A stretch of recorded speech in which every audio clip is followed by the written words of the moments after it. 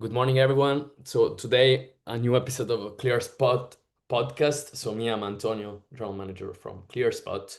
So for whoever is the first time listening to our podcast, we talk about energy innovation and actually how to use AI to optimize any kind of asset in the energy space. We're mostly focused on the solar, but today I will introduce an host, a guest who actually has a lot of experience with different type of assets, working for a big, I would say, player in North America, South America, and covering multiple type of assets from solar, thermal, wind, and covering actually a portfolio of around 4 gigawatts. So I would say reasonable experience. So I'll introduce Mateo. Welcome with us. Yeah. Hi, Antonio. Thank you for having me. I'm actually very excited as we talk about this podcast because I think it's going to be a great opportunity to talk about, a couple of things that are very exciting, like AI applied to the energy sector, but maybe, not just talk about the traditional romantic or sexy things about AI, but actually share a little bit about the experience and be honest with the guys. There are some challenges and some things that you have to take into account. So yeah, very happy. I think it's gonna be great for the viewers, a great experience because we're gonna give a couple of tips or what to do, what to avoid, and a lot of sharing of my personal experience. Oh, great, great. I think today, considering your experience, I know you have more than 12 years experience, actually 14, covering Yep. different assets. So for sure, I think um, we can talk and focus about the solar, but I think it will be interesting for whoever in similar position. Maybe they're not exposed to 4 gigawatts, but they have seen either over 100 megawatts up to gigawatts. They know how complex could be to integrate new technologies, assuming old, I will say, systems, which sometimes it's hard despite the technology because we see it's not always the tool, maybe mostly the people or the previous process, which sometimes makes hard to implement any kind of new technology or change. So on your side, since if do you want to give some context about because I know you start in mechanical engineering, is correct? Yep. This is your Yeah, actually, yeah. that's my background. I'm a mechanical engineer, but I have also a master's degree in business intelligence.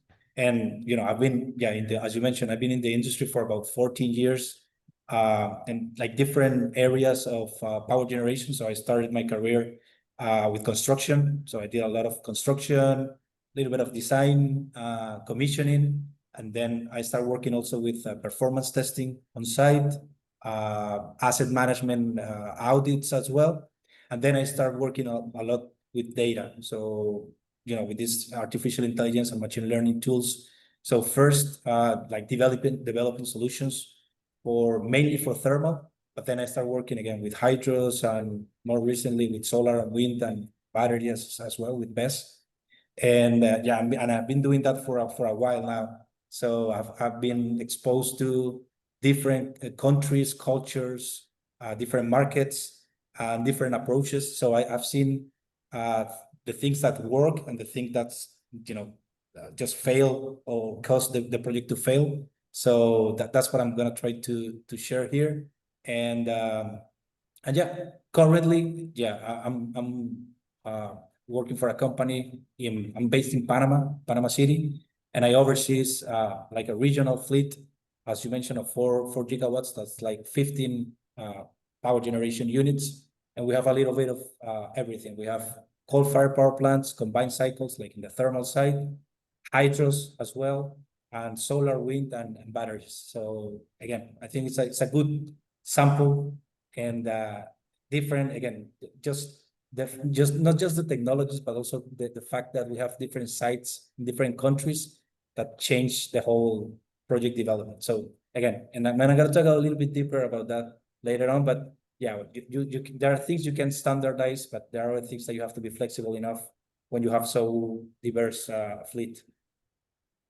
Yeah, I think you're right into that, especially I know you oversee mostly it's what, South America, Central America is correct, the exposure you have right now. Yeah, we cover mainly Mexico and Central America and the Caribbean.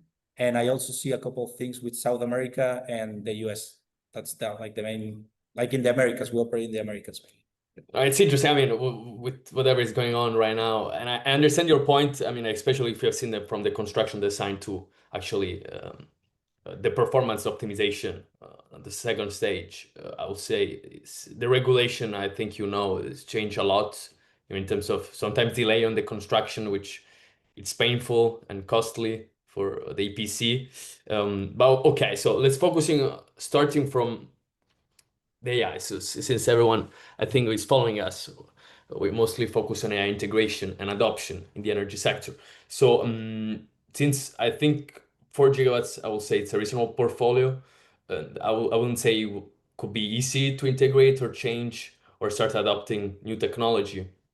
Have you seen the last years, since I know you've been close to this kind of new approaches, any changes have you be able to witness in the last 2 3 years by chance in any particular area, maybe you think? Yeah, well, actually, yeah, I mean, when we start talking about AI, I mean, well, even AI and renewable energy, it's been in the market, and the theory behind it's been for years, but actually it's like a big player, both renewables and AI, recently. So what I've seen when I start my career, again, trying to apply AI solutions to thermal units, that was, let's say, quote unquote, easier to do it than in renewables. And the thing is that, the thermal industry, it was like 60 years or 70 years old when they received this wave or AI and digital optimization.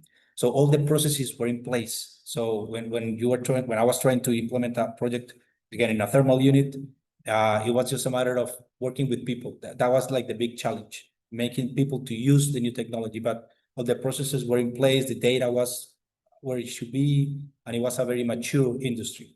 But what we have seen in renewables is a little bit different. It's like they are like maturing at the same time as the AI. So sometimes the AI solutions are, being being implemented, and they are working okay, but it's very difficult to apply them to renewables. And what I'm trying to say is that the industry is not as mature as we need to apply AI. That's what we were seeing like last 5 to 10 years. But there is a change definitely in the last 4 to 5 years, and we have seen that now they are both the renewable industry and the AI ML solutions like going at the same speed. And now I think we're reaching that sweet spot where we are actually seeing big benefits by applying AI in renewables. So we have seen definitely a change from reactive maintenance to more condition and based predictive maintenance, and also moving from just like fixed values as targets, introducing the SCADA or the DCS to a more forecasting or predicting approach and more flexible systems. So again, that's like the big change we have seen. Again, the tools have been maturing, and now last years I've seen a lot of great business cases in renewable. Okay, so basically for certain assets you think was easier to have those kind of integrations. For newer assets, you're saying right now it's people are catching up, organizations are catching up, because I would say even the same manufacturers right now they're pushing, providing more on edge intelligence, even with the microchips. I think evolving and maturing will be capable of even on microcontroller side, inverter side, way more intelligence on edge, which actually allow after. Yes, since they provide, I know if we talk about solar, it's mostly connected to the SCADA, or people mostly rely on SCADA. Some of them, we know there are a lot of data, there are a lot of problems, which if we talk about visual side, the output diodes, inverter issue, which actually if you don't go on site, you cannot see them. Right. And actually, Antonio, what I was thinking, and I will give you a specific sample. So let's say a wind farm. So you go to a wind farm and you say, okay, I'm going to be able to predict some issues, some invariants or related to the gearbox or whatever. So you install, a bunch of accelerometers in the wind turbine. You have a system, you apply AI, so you are able to detect an anomaly. So let's say, okay, you detect the anomaly and you were able to, you can do actually a forecast, and you can say, okay, you have a small crack, and I can even tell you, with the technology, how big is the crack that you have in the inner race of the bearing, in the drive end of the generator. I mean, I could be very specific, and you have 3 months to take action. Otherwise, the bearing is going to break, and the unit's going to trip. So that's a great model. But if the process is, and I'm talking about operations and maintenance side, is not mature enough, they can tell you things like, oh, but we don't have a bearing on stock. So, okay, just get a bearing. Oh, it's going to take 6 months. So in that case, the system or the turbine is going to fail before you are able to change it. Or they can tell you, we don't have a crane on site to do the operations. Oh, we don't know how to do it. We have to wait and hire someone else. So in that case, the benefit of the AI solution is zero. It's not actually zero. It's actually negative because you already invest money there. So again, that's something that we have to also work on. So and there's a famous, I don't know if you have seen, like a triangle of technology, people, and processes. And it's like they have to be balanced. And if we invest a lot in technology, but the processes and the people or the industry is not mature enough, you are not gonna see benefits. And that's something that is changing for good. I mean, it's changing in the good side. Yeah, I would say that on the people and process, for sure, I will say there are still, since it's hard to change process, especially overnight for big players with huge infrastructure, workforce. But at the same time, yeah, on the people, I would say the enablement could be a solution. But if we talk about huge infrastructure, in this case, what you were mentioning, for the maintenance up to the supply chain optimization, the maintenance scheduling. So there are so many processes involved, which I will say is like if you push on a car on one wheel and you have four wheels, which is a company, at the end, the car will not stay on the road.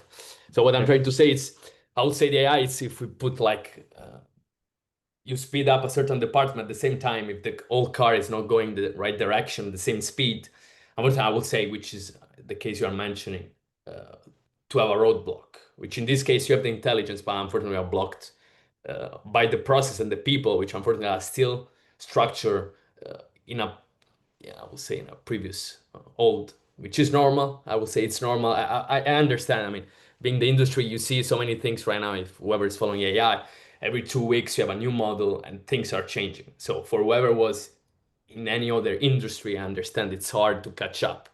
It's not about Yep. implementing a new tool. It's really, can we use the tool? Are we ready to use the tool? Is the workflow even ready to integrate it? So I would say this Yep. is it's important, especially on big portfolio for sure. I think whoever is gonna start can have an advantage because it can start from scratch with more advanced tool.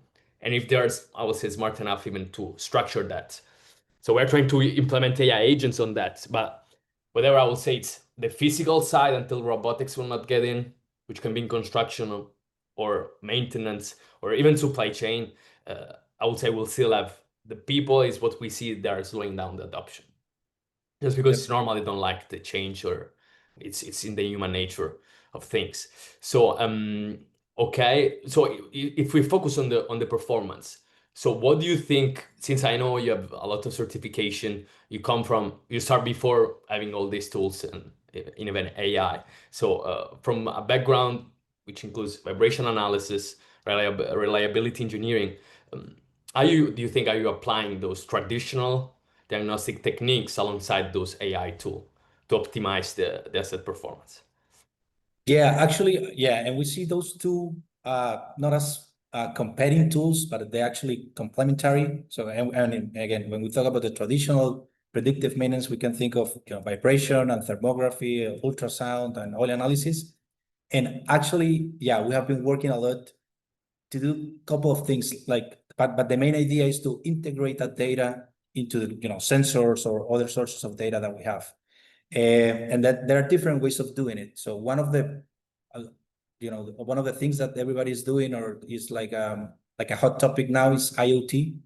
And it's basically to have inalambric or wireless sensors installed, and that could cover and works very well for vibration. And actually, we are implementing a project to do that, to install IoT sensors in vibrating equipment to monitor mechanical health, and they measure basically vibration and temperatures and we install that in every bearing or every support in the equipment, and you are able to detect actually like anomalies that are very specific and really ahead of time. And that's something that is happening a lot.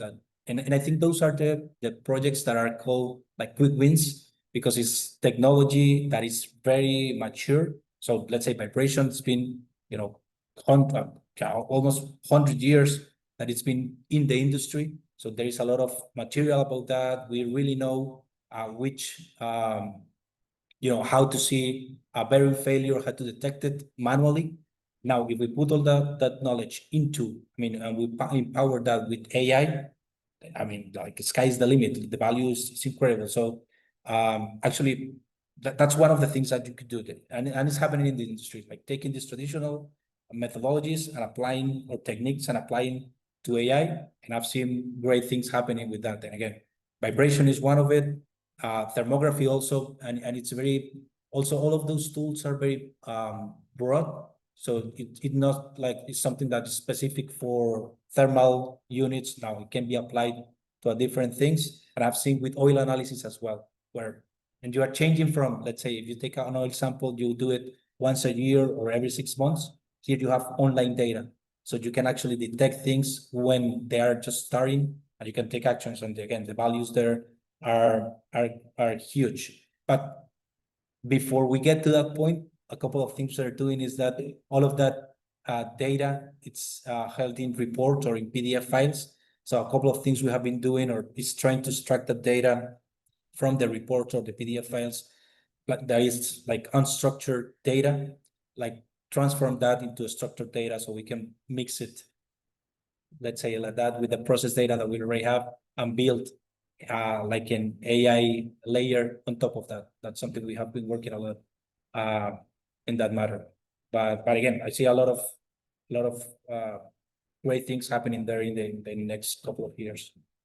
Yeah, no, I agree. I would say that the main thing actually when we talk about AI, like the capability of recognizing pattern is what actually makes, especially when we talk about a lot of volume data points, which for big solar sites, even wind, since vibration I would say is more right for on the wind side, it could be more efficient.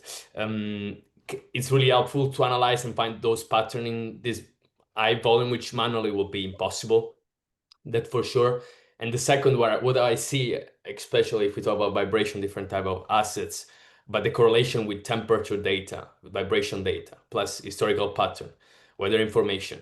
Even right now, for instance, our use case, this is one in oil and gas, through vibration and thermal analysis, you can start identifying the internal corrosion, meaning it's a big pain in the oil and gas industry, I would say, for the gas leakage.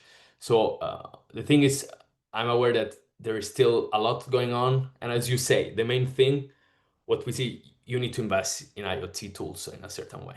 So we try to avoid that in terms of, because it's harder to explain and mostly leverage the data already available on site. You mentioned IoT devices or wireless information. I know a lot of sites, for instance, of company, they still have some data loggers which they don't transmit any data. So the extraction is not that straightforward compared to, whoever is investing in the new technology and IoT sensor.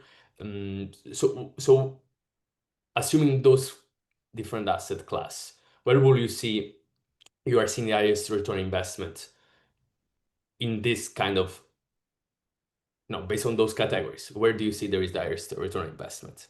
If you need to invest on IoT, for instance, where will you say, because unfortunately, not everyone, if we talk about even the small, big players, they don't have the capacity to assess, let's put 10 million or 2 million in devices, and maybe in 2, 3, 5 years, because there is even a time horizon to make it profitable or reach that break even. So in that case, what will you suggest, or even I would say a framework, which I would say can be helpful to say you can easily spot when it makes sense?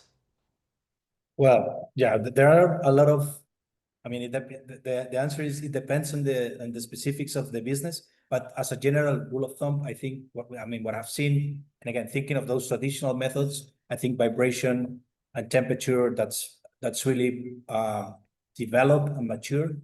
and we have seen actually the prices going down through the years. So currently, I mean, if you want to develop or to deploy a project with IoT center on vibration and when actually vibration and temperature, you can have the same sensor, and it's just one sensor that is like a plug and play. You can just paste it there with a glue or something on the equipment that you want to monitor, and you have data right away. I mean, and it's cheap. It's getting cheap. And actually, now, I mean, again, the project that I mentioned that we are installing like 300 IoT sensors in one site.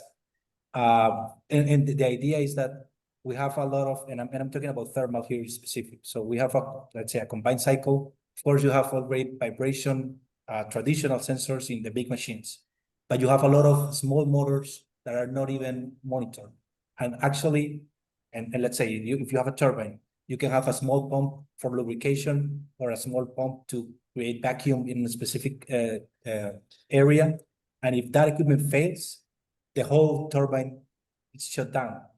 And we don't see that value. So we think, oh no, we have to cover just the main equipment. But actually, there is a lot of value in small equipment that is which are critical for the function. That are critical. Yeah. And actually, when you put the numbers, it's a critical equipment. But the thing is that we compare, okay, what we do with this small equipment. We install a traditional sensor, we cable that, we take it to the whatever, a PLC and there to a DCS, or we install IoT, and actually IoT is cheaper now with the prices in the market. So that's like a game changer. So economically, it makes sense just to have, it's cheaper. And also if you can put some numbers there for a business case. If you avoid just one trip of the unit, you would pay for the whole project. So again, those are the things that I'm seeing that is cheap. Probably thermography, there are still the traditional methods are out there, and it's expensive. But again, if you ask me where I will start, I will say, yeah, vibration or accelerometers or vibration sensors. That would be a good place to start. And again, you can document that business case fairly easily. Okay, so basically, for our listening, the main thing is go to check the numbers. So ideally, to implement the costs associated, think accurately about the use case, the business case. Don't forget the main elements which should be monitored in order to for the project to make sense. Yeah, I mean, it seems reasonable. But what about the monitoring, Mateo? So I know you have a lot of sites. 50 generating units under your oversight. So what will you say is the main benefit so far, or using on leveraging AI? I don't know which level, but to real make decision.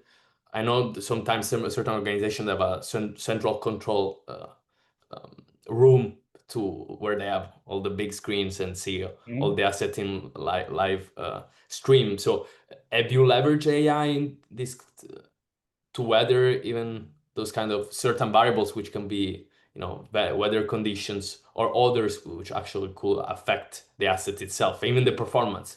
Meaning, for instance, solar, we know that, I mean, without the sun, it's hard to produce. So which could be a direct variable affecting the performance. But have you used any technology in that sense or implemented? Yeah, actually, and let me give you a little bit more background Sure. of the implementation that we have. Yeah, so yeah, we developed like specific monitoring centers located in different places. So we have one in the US, the one that I lead here in Panama for the region, and yeah, they are like, we do it remotely, but there is a key thing that you have to take into account is that you shouldn't lose that human contact, or you shouldn't underestimate that human contact. So what we do is that, yeah, we have a centralized remote or monitoring center, but we also have people from our team on site. And that's been really something that, it's a really game changer. I've seen projects where they say, no, we're going to do everything remotely. And actually for the guys on site that are doing the operations and maintenance, they see us, that's like the enemy. Versus if you have someone from that team that has a representation on site and work with you and help you in the day-to-day, it's like more, it goes smoothly. Because again, you can have an excellent technically AI solution, but if you are not allowed to convince people to use it or to take actions, the value is zero. And Well, we have been, I mean, this has been a process, but from 2020, and let's say until last year to 2024, we have been documenting all the cases where we have add value. So what we do, and again, thinking again about the business cases that are like the way we show management and people that this really works with numbers and with money, that is like the international language that everybody understands. So we have been documenting all the benefits. So what we do is, if we detect something, we talk to the guys in operations and maintenance. We together, we came out with a plan, with an action plan, and then we execute the plan. It could be during an outage, or we can do just an operational adjustment. And once we complete that action, we just sit down with the operations and maintenance team, and we bring the commercial team, and we say, okay, what is the benefit of what was the benefit of all of the detection? So because we detected that, 3 months ago before it happens, what was the benefit? What were we able to avoid? So let's say, okay, you avoid that the unit just, you have massive failure in the equipment. Okay, so what's the price of the energy and so on? So we document that, and we have been, for the 4 gigawatts that we'll be talking about, we have benefits in those 4 years of about $100 million. And again, we have that breakdown into one by one, and we have all the cases, the training, everything well documented. So anytime we want to convince someone to like come work with us and just listen what the system has to say, we show this, and it's been great. It's like something that we can always show. And I was thinking before this call, like where are like the main benefits or what we have seen, and when I want to share that with you, because I was going through the list of that $100 million, and I have a couple of things that I want to share. So for thermal units, main benefits that we saw are with mechanical assessment of the equipment. So if you monitor vibration, temperatures, pressures, and so on, you can detect like very big things, like if a bearing is going to fail, misalignment, lubrication issues, gearbox issues. And from the performance side, mainly the condensers and heat exchangers, that's like those are like the quick wins, I will say. For hydros, we have been focused a lot on transformers. So we implement a DGA technology, that is dissolved gas analysis. And basically, we take a sample or an oil sample, and we see the gases inside the oil. With that one, we can also have been able to predict failure and avoid catastrophic failure of a transformer. And again, the business cases, the numbers are huge. For wind, again, also with vibration, we had a lot of benefits, and we have been able to detect gearbox issues and bearing issues mainly, and the root cause being misalignment in a lot of the cases, and also a lot of cooling system leakages. Those are also like quick wins there. And for solar, we have been, where we have seen more benefits is monitoring inverters, and more specific into inverters temperatures. So we have actually a case in a 100 megawatts site that we were documenting, and I was talking about the guys last week. And we have benefits, like annual benefits for a 100 megawatt site of about 200,000 US dollars, just because we were able to control temperature. We had to do a lot of things. Actually, first we detect that we have the inverters were operating at a higher temperature, and you will say that's easy to see, but no, since all the conditions are changing all the time, and you have different ambient temperature, different wind speed, and you have different irradiance, just be able to detect that you have a high temperature is not as easy as if you were operating like in stable conditions. But we were able to detect that, and we actually correlate that to the rating. So we were just giving less energy with time, and we did an adjustment, design basis, and also we changed a little bit our maintenance plans, and we were able to catch that benefit as well. So again, I just want to share that. I just wanted to share that. Like, No, it's great. if I someone, agree. someone Numbers is thinking where especially, to it's start. very important when you need to convince. Because at the end, especially we see that more with renewable, with PPA, forecasting, energy forecasting. Numbers is the whole point, and big firms getting into private equity, into the projects just because they want the cash flow and they expect a certain return.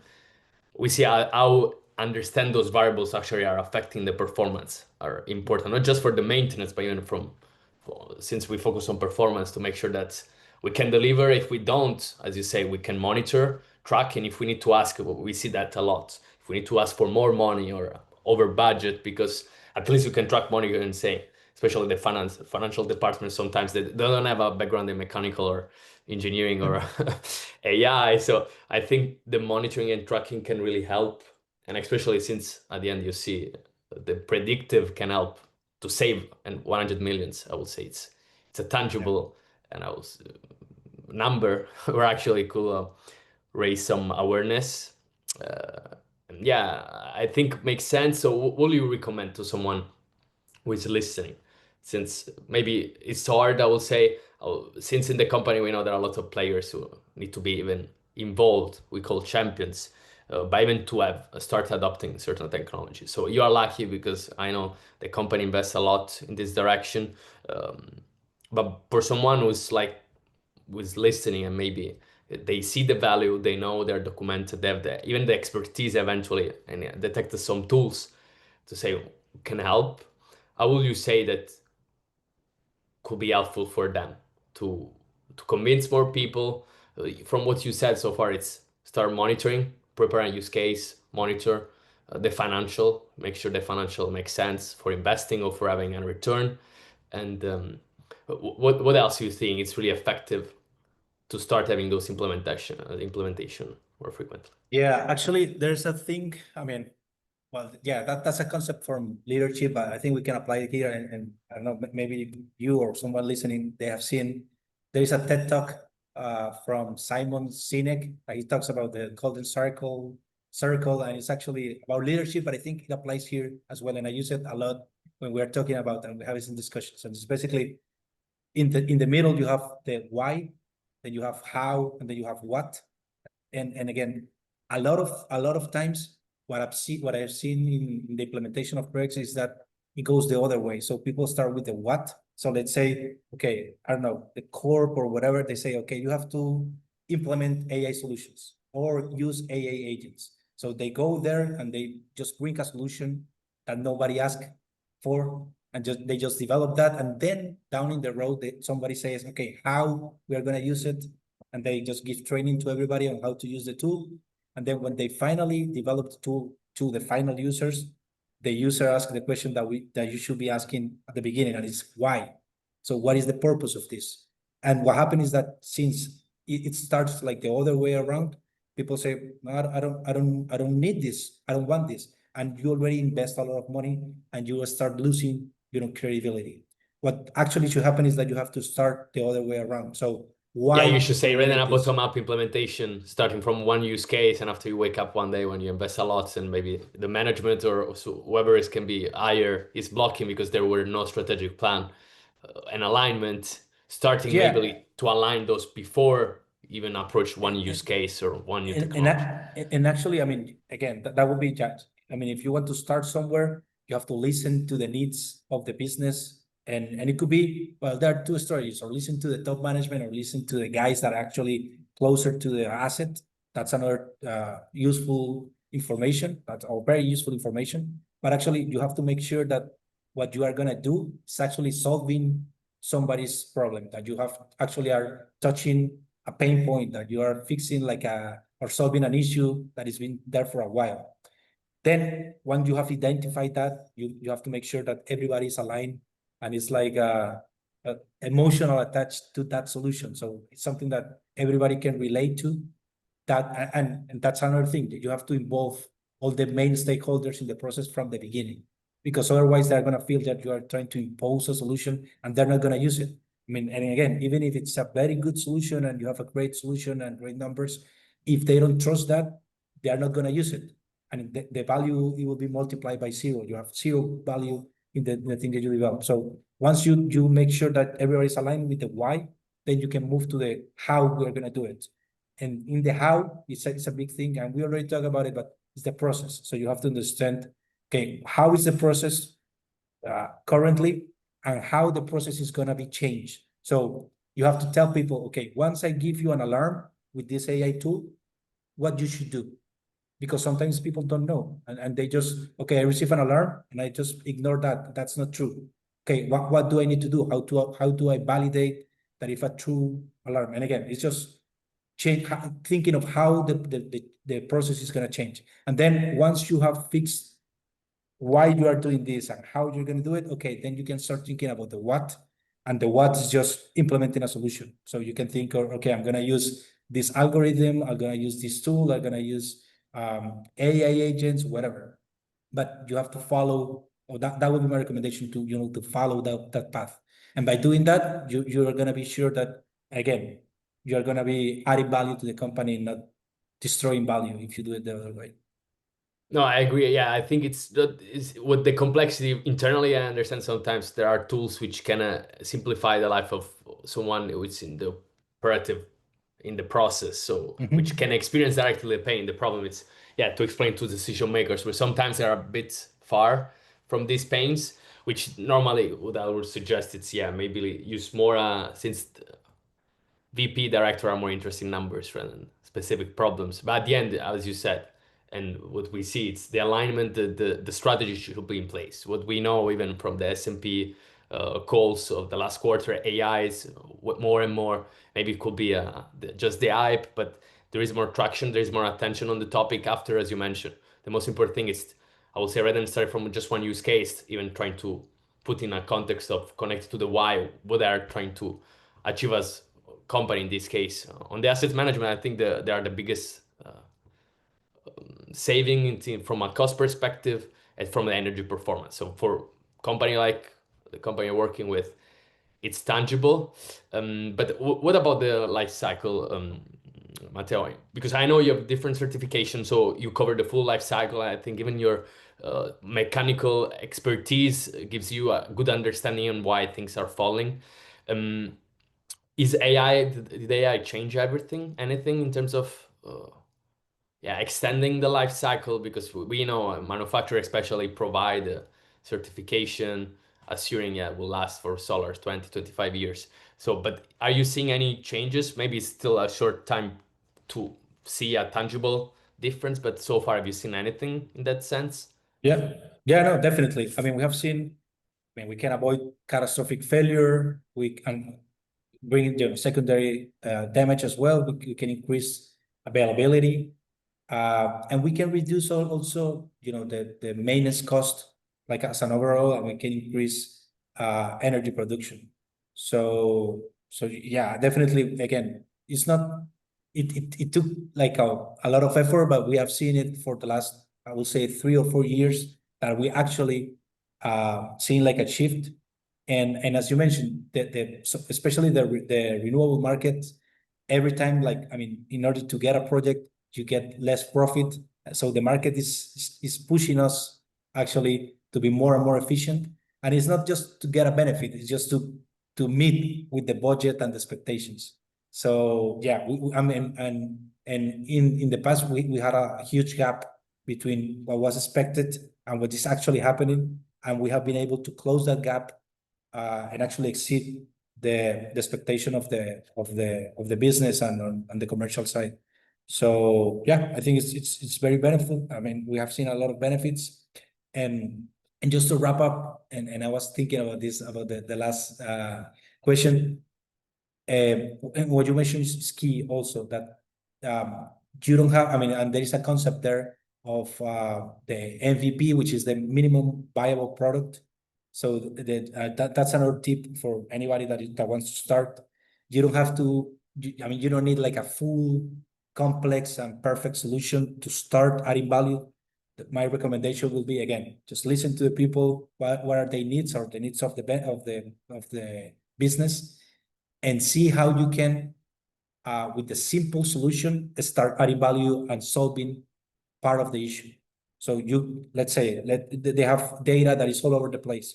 Just by bringing the data to a centralized place, you're already adding value and helping them to understand what they need. So then on top of that, you can build a dashboard where they can see the data. And then on top of that dashboard, you can put some analytics and you can create an AI model. But again, you don't have to wait until you have the AI model to show them, okay, this is what we have. You can just from the beginning show them that you can add value, and that way you are breaking that inertia, and people are going to be open to receive the technology easier. So basically, yeah, start small, define a narrow scope, where ideally I return investment in a short amount of short time frame and Mhm. implement. But if we focus on Yep. implementation, where I would say it's in the old technology environment is where the challenge are. Especially, I'm not talking neither about adoption, just integration takes a lot of time based on the hardware, Yep. based on the portfolio, based on the technology, based on the people, because at the end, I mean, people are, as we Yep. said, the main factor. So what do you say are, you were what, with combined cycles, solar, battery storage system. So what do you think are the unique challenge of applying AI in those systems so far? With such diverse technology, hardware, sensor, which is not that straightforward, for even smaller teams. I'm not talking because bigger teams have more skills, interpolarity of knowledge. Once it's more narrow, and we see a lot, especially in the OM maintenance aspect, because where actually there is more cost constraint or how will you say, yeah, Well, what there are the are main there are problems? yeah, there are things, I mean, or issues that are common to all of the technologies, but we also have learned like the hard way that are big difference between, let's say traditional or thermal technology to renewable. Um, so one of the things that are common, or one of the headaches that we have in any of the cases is data. So, and that's another thing. You don't, I mean, we are thinking that we can fix everything with AI, but actually one of the key things is that you need, well, one side of the equation is that you need people and process to be in place, whatever, but you also need data. And data needs to be you need to have enough data, and the data has to be reliable, and the data has to be precise in order for you to use it. So in that data side of equation, we have similar challenges for all technologies. And again, defining a architecture that is secure, that is cyber secure, that you can guarantee that you have data, and again, that is usable, because of course we rely on the quality of the data. So if that's not in place, we're gonna actually we can make bad decisions, or have insights that are not true, and then we lost credibility with the thing. But I think data is like a common place, but also there are different challenges in different technology. And actually, what we have seen is that, and that's like a takeaway, that our system has to be rigid where it needs to be, like standardized where it needs to be, but it also needs to be very flexible, because we have seen that the issues, even though they're the same technology, or actually the same country, if you go to one side to the other, the needs are different and the way they're going to use the tools are different. So you have to be like open to see that. And again, if your solutions are flexible enough, you're going to be able to cope with the challenges that you have in every specific technology. But again, one of the things in renewables, as you mentioned, is that it changes like very rapidly. So sometimes we cannot catch up with that, the speed of the change in the input values. So, and the bad thing is that that's happening also. I mean, it's probably because of the renewables. That's happening also in the combined cycles or in the thermal units. Because in the past, let's say we have a combined cycle, and the combined cycle is designed to operate, as maximum capacity, and you can play with that. But now, because of the renewables, they are fluctuating, and they're changing the load all the time, and they are requests to go up and go down, and that change, it's an additional challenge to the monitoring. So we also have changing conditions in the combined cycle, but it's not as relevant as it is in renewables. But in renewables, and the solution that we found, and that's funny, but it's common for the two of them, it's using digital twins. But that's one of the things. So we use digital twins, but thermodynamical digital twins for combined cycles, and then solar, or digital twins for solar. So the idea is just to have a system that has all the correlations, and then you have the inputs going into the system, and they could change very rapidly and at the same speed, or hopefully within the same range. You have outputs that tells you how to operate and how to maintain a target. But that's one thing. But then you have start reaching the computing limits. So that's why edge computing is also like a hot topic here, because you need to have quick response. So if you have the latency, and you have the communication issues that just slow down the process, you are not able to cope what with the system or the industry needs. So with those two, again, well, a couple of things with the digital twins, having inputs from different sources and supporting that with edge computing, I think we can cope with the challenges of renewal. Yeah, I mean, completely digital twins, I think, makes sense. It's still a new practice, I would say. It's still not well adopted. I mean, globally, there is a huge trend, and IoT, I would say, is where manufacturers try to get in and saying, okay, there, we already make them available from the site itself. After once we start moving into new type of thermal data acquisition or when you need to invest in new kind of external technology, whereas there are more challenge for sure. As you say, another component is the knowledge, the skill set that not everyone has. And I know you invest a lot in this segment, but I will say that still in the industry, mostly people have a background in electrical engineering or mechanics. So it's hard. What you did, I would say, is not a typical pattern, which I would say I hope will become a typical, path moving forward because it will be required. I mean, whatever, if you want to understand, you mentioned data quality, data collection, it's the main thing to make sure that you can analyze whatever because sometimes we see the data are available, but as you mentioned, reliability is a component, latency it's a component, and you cannot read what you don't know when you didn't gather. You cannot, without monitoring. So that for sure makes sense. But in terms of results, Mateo, where do you see in terms of specific metrics? I don't know if you have any specific metrics based on the assets, but or any percentage you have seen in terms of availability, capacity factor, or even just OM cost reduction, because I know it actually where eventually the money could speak for even to convince ideal other shareholders. Do you have any example, any metric in mind? Yeah, actually prepare a couple of numbers. Great. Since we were talking about it. So one, like the big number, and again, it's related to the 100 millions that I mentioned before.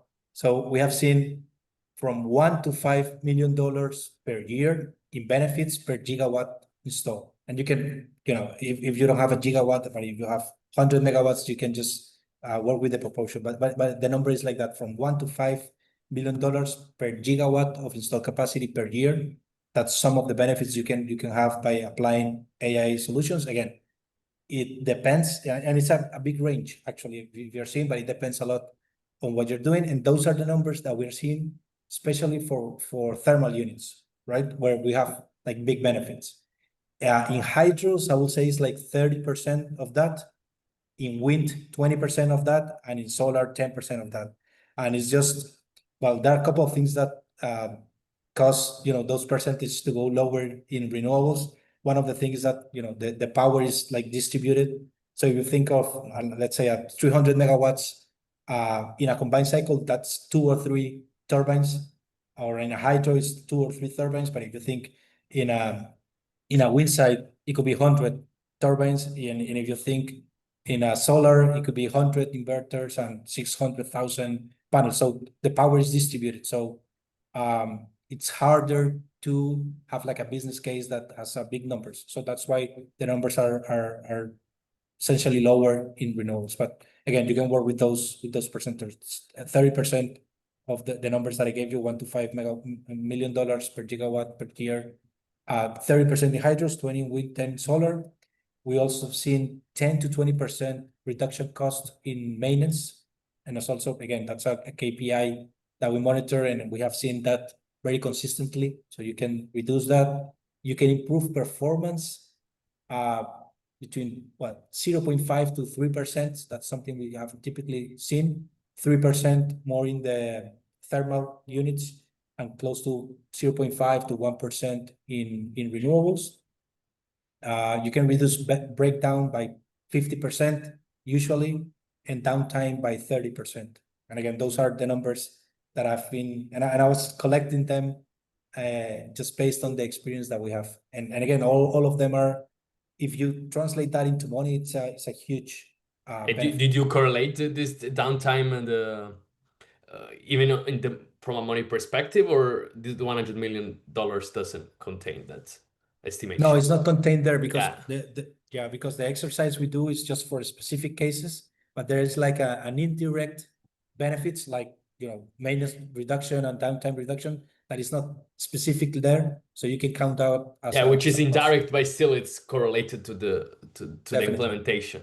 So this is where I Definitely, yeah. think with the asset owner is they have big benefits. I mean, especially once it's the ROM providers in the solar we see, ROM providers, it's good to have more margin, but still they don't have the same interest because outside of cost optimization on their side, they don't benefit from the performance of the asset. But what you mentioned, for whoever invests in the asset itself, if they can extend the lifespan of the asset, and plus increasing the performance, which at the end, it's when we talk about energy, there are certain countries, I don't know South America, but in certain area, we know in Europe after the war was really the price with the imported gas LNG was really high in Europe. So I will say it's important to optimize that side too. And on the since I think it's really interesting your expertise course with different type of assets. Where will you say there are the best learnings, or assuming you have different with thermal, wind, solar, BESS, and which implementation will say has been the most effective, successful, and maybe where will you say, if you could provide any even tips for someone in those segments saying I want to implement something, what will you say that worked? What will you say you will avoid considering or understanding a bit better before approaching? Right. Yeah, that could change from side to side, but one part of the good practice of implementation is that we focus on where are the issues that we have. So we use things like, okay, those are the things that could trigger AI project or an implementation.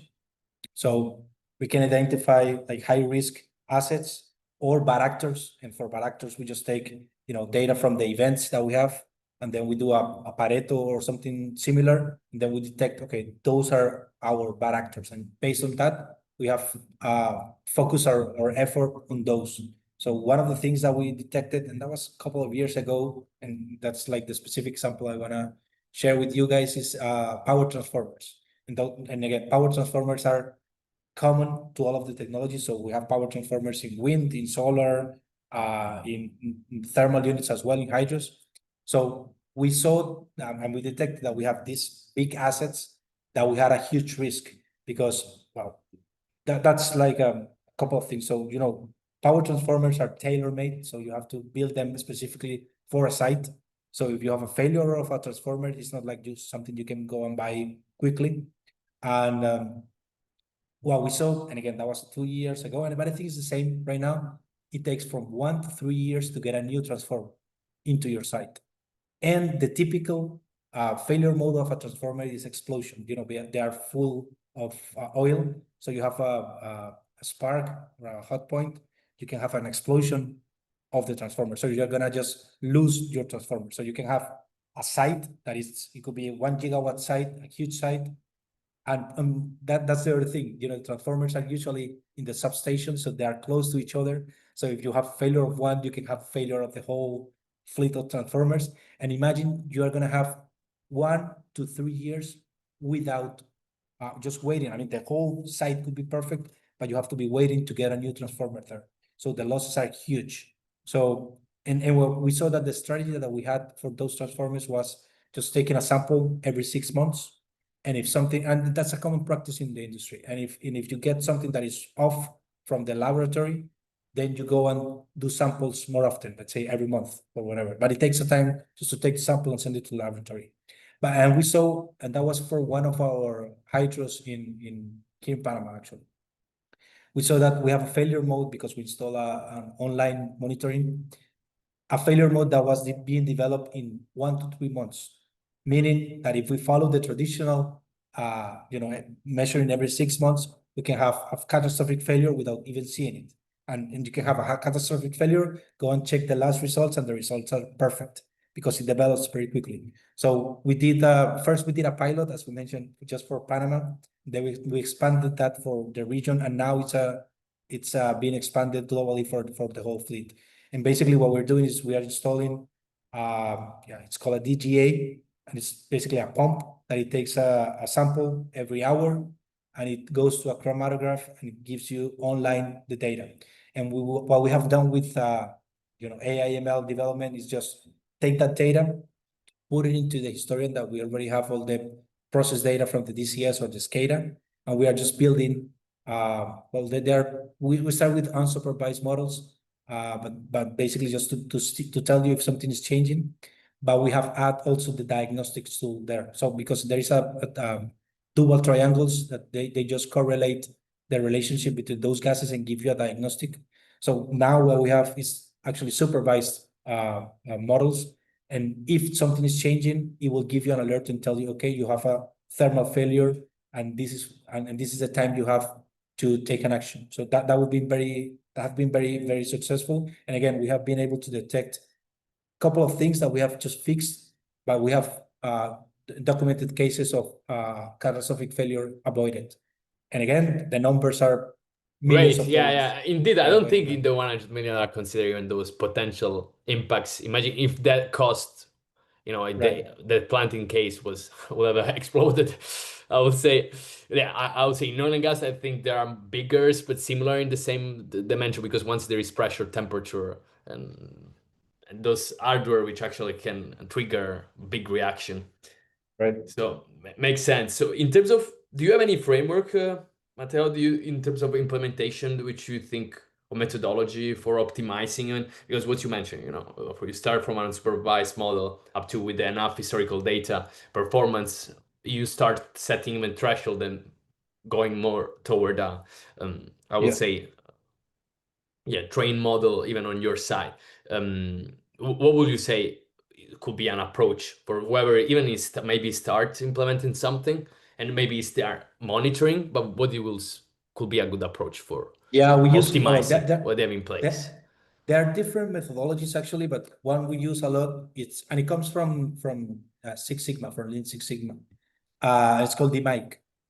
That is just the acronym for define, measure, analyze, improve, and control.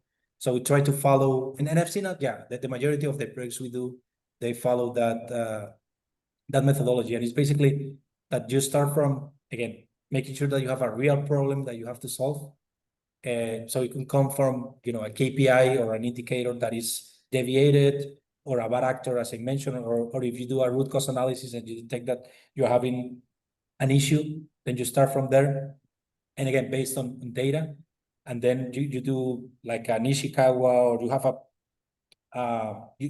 have a meeting with a group of people, like the key stakeholders, and then you define, okay, this is what we're going to do to solve the problem, and then you back up that solution with a business case.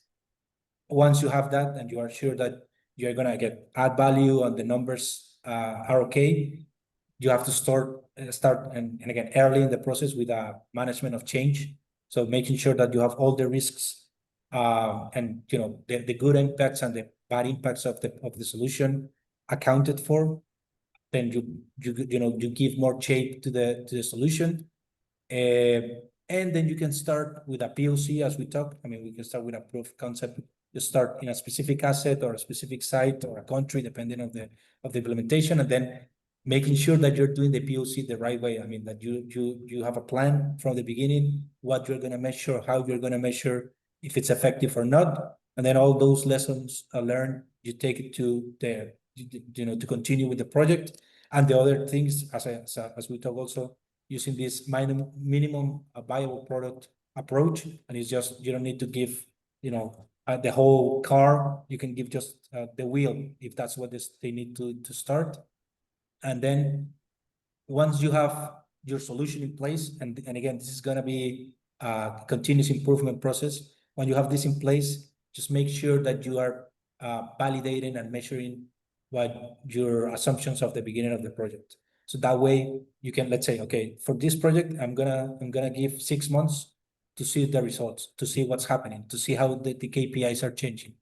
And of course, you're gonna need good documentation of the project to do that. But once you do that, you're gonna see, okay, this I need to change this in my methodology, or I need to change this in my model, and always have feedback from the final users, and also have the final users and the engineers and the stakeholders and the upper management from the beginning of the project involved in the solution. So again, so at the end of the day, it's not like a solution that is imposed to people, but it's just something that we all feel that is part of that we are all part of the solution. That would be like Yeah. like in general idea, like the process that we have to follow. Yeah, I think we'll structure our approach. I mean, the thing is, you have an advantage because either big players they have their own in-house team. The intelligence is in-house. The structure, even data structure is internalized, is in-house. Don't outsource. Others, even for resource constraints or even investment, sometimes it's still a new thing. Despite we can say, but innovation goes fast. So not everyone has the same experience and invest in talents like you to implement, to define a use case, which I will say sometimes come from the service provider who's saying, okay, there is the use case, but what we mentioned, it's to have that internal alignment and even eventual to collaborate externally. It's really important to have a good focus and understanding and knowledge. Sometimes it's challenging. I say externally to have the information. Maybe for big companies it's easier because are publicly available. I would say that could be a constraint. And normally internally is where actually there is more the highest context to make the best decision. But sometimes this context should be supported by even the knowledge to implement something could be implemented, which will come back to the talent, the people. So in terms of insight, Mateo, so since 4 gigawatts, there, I mean, it's tangible portfolio across multiple assets, and I expect they present each of them unique challenge. How do you scale, would you say, an AI solution across different regulatory environments, like weather patterns, grid conditions? Because I understand even different price for different markets as well. There are a lot of interconnectivity variables, which is even I expect hard to manage. They are complex to monitor as well. So anything on this? Yeah, I think we briefly talk about it, but there are like two things. I mean, the solutions have to be um, like rigid and strong, mainly I think in data governance, but they also have to be flexible again to account for all of that, to different technologies, different markets, and so on. So you have to be okay. You have to try. That's what we do. We have to standardize what we can standardize actually and what makes sense, but also be flexible with other things and don't try to, because this work in this site in Mexico, I'm gonna just copy paste that into a site that is similar in the Dominican Republic. Our experience is that doesn't work like that. Again, you have to listen to what people needs and then try to have the flexibility to do that, right? So from the data side, again, having a cyber secure environment and make sure that you comply with all the requirements of the specific country. And also, I think that had helped us a lot is to have, and that's something you can standardize, is to have data harmonization. So if you want to build something here and then replicate that, one of the issues that we have all the time is the data structure or the tags, the point IDs. So you have to go and manually select, okay, these are the tags that I need for this model. But if you already have a like predefined dictionary and you can do that harmonization into, or that transformation into the same development, that saves a lot of time. So that's something we have been doing. So before we think of implementing something and then replicating that to other sites, we work in a layer of data harmonization just to make sure that all the tags, they're not going to be the same, but they have the same structure. So if you want to find, let's say, irradiance, like the main irradiance, it's going to have the same structure in the point ID here and in Mexico or in the Dominican Republic or in El Salvador. If you can work on that, then the replication it's not like that, but it's kind of plug and play from one side to the other. If you don't have that layer of data harmonization, it's a big headache. So that's one of the things we have learned when trying to scale. Another thing, it's documentation. Documentation is key. So again, we want to share what we have learned here in this process to other sites, and then bring that experience. You need to have solid documentation plan, let's say. And also, and I already mentioned it, but having the users' feedback and be open to users' feedback is key as well. So if you listen to the needs of the guys that are actually going to be using the tools or taking actions with the tools, or I mean, if you do that, you can be. I'm not saying you're gonna have a successful project for sure, but you have more or better chances to get it. Yeah, complete. So yeah, I think it's important saying it's like a building. Before start building a structure is what 1, 5, 10 floors. Based on that, and the first layer is what actually allowed to have a good infrastructure to have that. So in your case, in the to scale, you try to make sure that start from certain assumption of even data reliability and standardability to make sure that, which I understand. I wouldn't say it's easy, especially, but I would say it's important for any big organization who wants to approach something and and ideally wants to scale because that's the asset to do it. And same for the benefits and the costs. So, Matteo, what in terms of technologies? I know some of, I think there are traditional, which are still in use. There are new technology coming in. As you mentioned, I would say technology goes fast, but after implementation, adoption, tangible results, it takes more time. But what will be your experience as that asset manager, as someone is just trying to explore AI right now? What do you think are the main points which could make sense start experimenting or using for someone Right. who wants to start? Yeah. So again, I mean, we already, yeah. So IoT is one of the things, and then, or one of the challenges is that, like, I mean, conventionally, we have worked with structured data, and we have been just taking data from SCADA or DCS, and that's easy, quote unquote. But now we have a different challenge that is, okay, now we need to start looking also at event data or CMMS data, when you have SAP or Maximo Oracle, whatever, that data from maintenance is very Sense. key as well. And then reports from predictive maintenance solutions. So now we have a mixture of unstructured data and structured data, and we have data like in silos. So we want to break those silos and then have everything in the same place. So that's something that we have been working a lot, like how to, struct that unstructured data. I mean, the simple solution would be to transform unstructured to structured data and then have them all in the same place. But that's not, I mean, that's not necessarily the best solution. We are just trying to work on that. So again, to bring all that data, and also again, IoT is another key thing to probably replace some of the traditional sources of data that are like in reports, to have them online, and that's easy to process. But again, that's one of the challenges or the things that we have working on.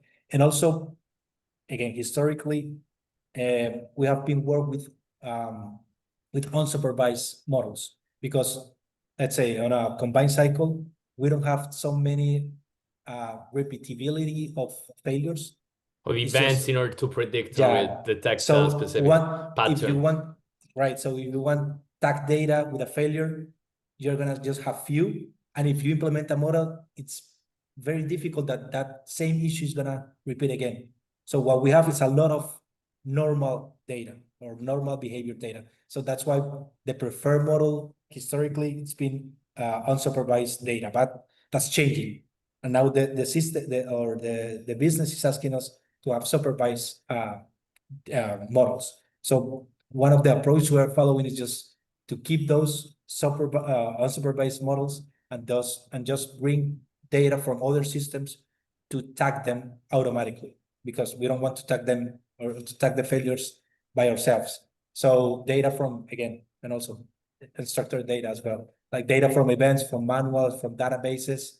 We are integrating everything, and just to have online diagnostics and also prognosis or forecasting, or when that's going to happen. So that's one of the things that we again, I think the industry is working a lot, and it's how to mix those two sources of data, and also what the customer actually, or the industry is requiring, is to be more specific about the failure that we detect. I mean, now saying, okay, this temperature is high, it's not enough. We need to tie that to a failure mode, and then give more details, and also support the decision making or how to do it. So again, in the past, we were just saying, okay, the temperature is high, we finish. Operations and maintenance has to deal with that. Now, no, we have to give a diagnostic. And now the next layer is that, okay, how do I do the maintenance rightly?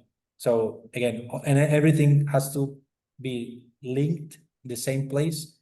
And I think we have the tools and also, to support root cause analysis processes and support planning and programming, all of that. It has to be all mixed together. So that's again something that we have been working a lot. Another big thing, and I think I mentioned it before, is digital twins. And again, just the concept is it's good, but it has to be smarter and faster and better. And that's something that I think is changing. So again, in the past, we just have couple of boundary conditions and just couple of inputs, and you get just the targets. But now the idea of the digital twins is that they are fast and that they take data from the markets, economics, weather stations, so on, and give us like more insights. And well, and you know this better than me. All the things related to drone flights, especially in solar, that's a huge thing as well. Like to be able to, through probably automatic or self-driven drones, to get data from pictures and also thermal images, and be able to correlate that data that it's also kind of unstructured with the data that we already have. So you can, again, and follow the same path and say, okay, you have an issue here and you are losing this amount of money because of this issue. And on top of that, you can fix it like this. And that will close like the whole cycle, I think. Yeah, no, completely. I would say, I think I agree with the approach. I will say it's everything, even the open source, how people start implementing, because it's hard to even start training a model. It takes time or data to do it. So the approach is we start with unsupervised, we move slowly toward a more structured, internalized approach. Will make sense in terms of technologies you mentioned. Yeah, visual. I would say the visual is the most complex. There are new approaches. Even the future is the real information are in the visual, because our AI even right now they say why it's not learning that fast, because we have the capability of interpreting image as human. So in 4 years actually we have so much knowledge, which if you should translate in information will take a lot of time. So the fact of being capable of understanding the image, and as you said, since I think the most, I would say, it's challenging, but even from a usefulness perspective, because in the energy there is a point, there is a specific, the use case is quite clear when we start talking about the assets, which in other industry I wouldn't say. I see a lot of AI used for different reason, but this at the end, even if we correlate energy and AI usage, we know every prompt how much you energy requires. So what I'm trying to say is I agree. What we've seen was starting to working with visual data and drone data, which at the end have even more data from GPS, so you can know the location of the problem. From the thermal, so you can know different data type, and after you can combine with the RGB. But the next step, as you are mentioning, I would say that for this is more for a bigger companies, at least over 100, is what we are doing. It's a multimodal approach where actually based on the nature of the problem you need to focus, you can use the right format. Meaning if you have sensor in place, you can have access to this sensor. If you have drone and you want to move toward a digital, more holistic approach, you can do it. And the third step, it's based on what can be automated. And this, I will say, where an agentic approach right now could be approaching the industry is to first of all map the, as you mentioned, we start talking with the supply chain sometimes, because the information is nice, but if anyone cannot take action because there are still problem for workflow, people involved, which unfortunately are still slow and not adapted to this speed.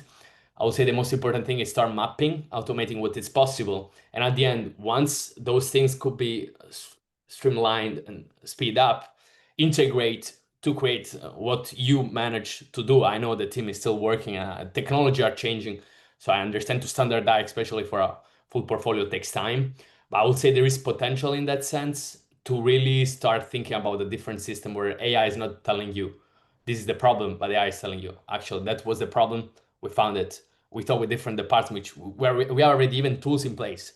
Because where I see it's this AI start a lot on the performance, but there is a huge roadblock once we start talking and communicating with other systems, where we still see a silos, which is normal, it's organizational. But in order to be more effective, I'll say tomorrow the system should be reinvented with the new technology and map from the technology to the outcomes, which is the why. What do we want to achieve? So yeah.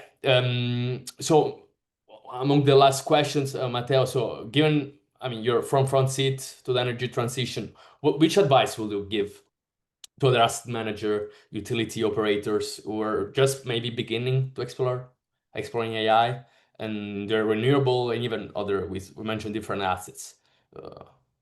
Any? Right. Yeah, couple of things, and I think we have mentioned all of them, but just to wrap it up, and a couple of things to remember. Yeah, one thing is, I think you should start with the data. So data is key for this process. So make sure that you have, again, that your sensors are calibrated, that they are available, that they are reliable, that you have a good infrastructure, that it's cyber secure, that you have all your maintenance records, your procedures. So, and I mean, if you have to start somewhere, just make sure that all the data sources are in place. The other thing I would say is just to start, and we talk about it through the course of the podcast as well, but start small and simple. Just don't try to overcomplicate a solution. Just if you can give value fast or fail fast as well, that's great. But just put hand-ons and have a focus on the quick wins to see where is the benefit and what you can do to fix that, and then do a progressive approach instead of just building everything and then giving that to the final user. The other thing will be bringing the final user or the key stakeholders into the process as soon as possible. So if you involve everybody from the beginning of the project, is much better than just wait until the end to show them a product that they will say, I don't need that. And again, starting with a pilot on a specific site or asset, just to validate the results, to see if it makes sense. And avoiding just trying to cover a lot of area instead of that, just starting from the beginning. Listen a lot to the users and to the subject matter experts, the engineers, all that feedback they can give you to make the software or the solution work better. You have to take that into account. But again, if you are not able to make them use it or to make actions based on the data, there is no sense. And then, yeah, probably make sure that everybody understands that this is a continuous process, that you need continuous learning, that you need to check what the model results are, be open to new technologies and see what's happening in the industry, and then adapt quickly and have the flexibility to work on the system and to make it better. Yeah, I think those are the main key points that I would like to highlight. Yeah, I think we discussed a lot of topics today. So since we know, I mean, I think you're having some experience here in the educational academic environment right now. So as you continue maybe teaching in the AI, in the asset management, which skills and what skills do you think the next generation of energy professional will need to develop to succeed, in which ideally will become an AI-driven industry, assuming all the points we mentioned from the assets, which is the same panels I would expect in 5-10 years will be self-cleaning, self-optimize, self-smart enough to maybe anticipate a lot of problems from happening. Right. I mean, what is needed now and for the next generations as well, it's like a hybrid skill set, I would say. So of course, you have to have like a strong engineering principles, be mechanical, electrical, thermal, understand the process. That's important. But you also have to understand about data, or how the data sets, how the data comes to one place to the other, how to manage data, probably some statistical analysis as well, like knowledge of that matter. Of course, AI and machine learning frameworks, that's very important. I mean, super important. And not just coding, but also to understand which algorithms works better for a solution, how to measure that, how to understand the bias, how to avoid bias, how many data do you need, like understand that side of the models. And probably cloud and edge computing knowledge as well, that would be required for people to have. And this is not and this is, I mean, really key as well, have communication skills. And that's something that, again, because For you the can have engineering background. yeah, because you can have like the perfect model, but again, if you're not able to sell that to the users and make sure that people rely on the solution, you're not gonna have success with that. So be able to talk to leaders, talk about money, talk about a business case, explain, not just to go into the detail of the thermodynamics or whatever, but just to be able to also talk to a CEO or a COO and explain the benefit, or sell or pitch your solution. So again, it's a like a unicorn. It's like a mixture of different skills, but that's what the market is requiring, actually.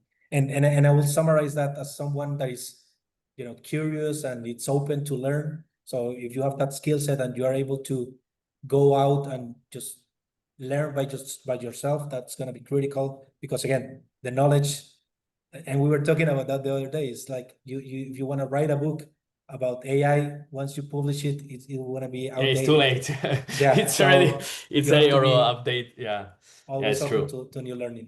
It's true. So any last message, Mateo, do you think, for the listeners, that do you think they should keep in mind or remember about the role of the AI, but what we discussed today in making this renewable energy more reliable and if cost effective, do you think? Yeah, well, one thing, and just to clarify that message, I mean, I don't think AI is gonna be replacing engineers, but it's actually gonna like amplify the impact that we have in the industry. So I mean, for everybody listening, that's the message, that you don't have to be afraid of AI. I mean, it's something that is here to help us, and that's the right way to have an approach with AI. It should be a tool that helps us uh, make our life easier, our work easier, to be more efficient, to make more money for the company. That at the end of the day is what we need. So don't be afraid of that. There is a lot of great things out there. You just need to go and explore. Don't be afraid of using AI or to implement a project. I mean, here we talk about all the challenges and what is difficult and the failure rate and so on, but you don't have to be afraid. I mean, just have to go out there and try it, because when you balance, the risk of failure versus the benefits are huge. So, so again, this is a great industry that is changing, but it also has a lot of opportunities for everybody. Yeah, thank you, Mateo. I think it was great today. A lot of learnings for whoever is watching. I mean, 100 million, big savings, 4 gigawatts, reasonable portfolio. So I will say, for whoever is listening, maybe with a smaller portfolio of experience, thank you. I think will be really helpful for whoever is watching, will watch. So yeah, it was great to chat. So thank you, Mateo. Okay. Now, thank you, and yeah, have a good one. Bye.